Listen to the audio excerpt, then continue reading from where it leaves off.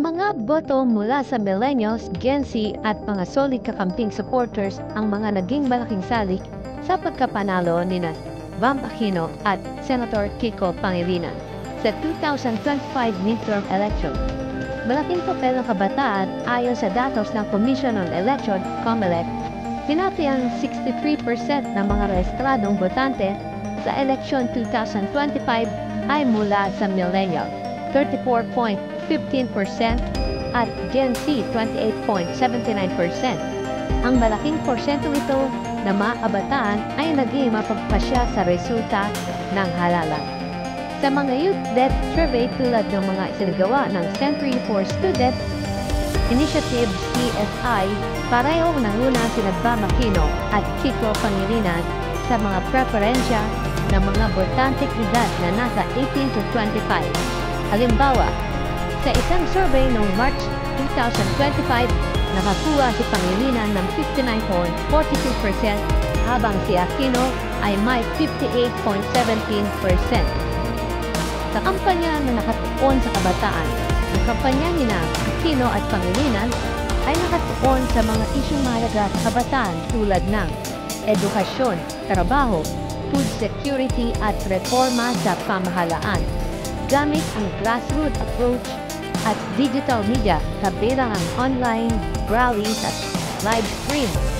Epektibong naabot ng kanilang kampanya ang mga mas malawak na audience, lalo na ang mga kabataan at overseas Filipino workers. Suporta mula sa Kampik Movement. Ang kanilang kampanya ay may malakas na koneksyon sa Pink Wave o Kampik Movement na sumuporta kay Leni Robredo noong 2022 sa mga rallies tulad ng mga Iloilo kasama nila sina Robredo, Franklin Derlon at Risa Hontiveros na nagbigay ng suporta at nagpatibay ng kanilang kampanya. Pagbangon mula sa mababang survey ranking.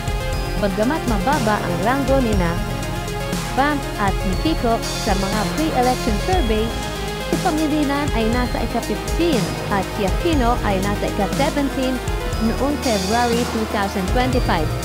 Naging epektibo ang kanilang kampanya sa pag-mobilize ng kabataan at mga progresibong botante na nagresulta sa kanilang pagkapanalo.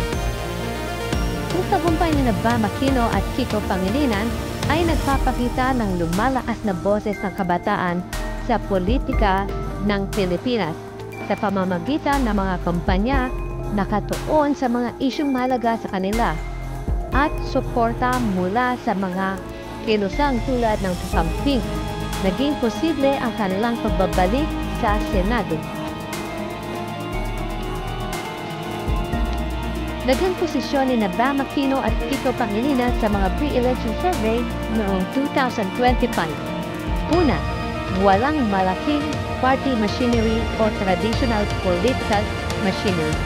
Hindi tulad ng ibang kandidato na suportado ng malalaking partido gaya ng Uniting o administrasyon ni PBBM, sina Kiko at Bam ay mas nakadepende sa grassroots movement at mga volunteers survey.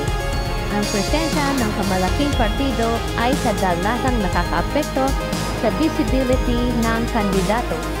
Pangalawa, hindi sila maingay sa mainstream media. Hindi sila madalas makita sa primetime news, TV ads o radio promotion noong simula ng campaign period. Ang iba pang kandidato ay maaaring nagsimula ng TV ads at billboard campaign na mas nakakaapekto sa mga awareness ng masa na isang batayan sa survey. Katlo, focus sila sa digital at youth engagement. Mas marami silang effort sa social media, live stream at mga online town halls, pero ang mga traditional survey tulad ng Pulse Asia ay kadalasan kinokonekta ang opinyon ng general population gamit ang face-to-face interview kung saan mas madalas ang representasyon ng mas matatanda at sa mga probinsyano na hindi laging online. Ika-apat, hindi nila binibili ang survey. May ilang politiko ang sinasabing bumibili ng mas mataas na survey ranking para maboost ang kanilang image. Walang ebidensya na sina Kiko at Bam ay gumagawa ng ganito. Mas pinipili nilang patunayan ang kanilang lakas sa aktwal na halalan. Kabila nito, nang dumating ang mismong halalan, aktibo at organisado ang mga volunteers at youth volunteers. Nagpakita ito ng isang silent majority na hindi nakikita sa survey pero lumabas at bumoto sa mismong araw ng eleksyon.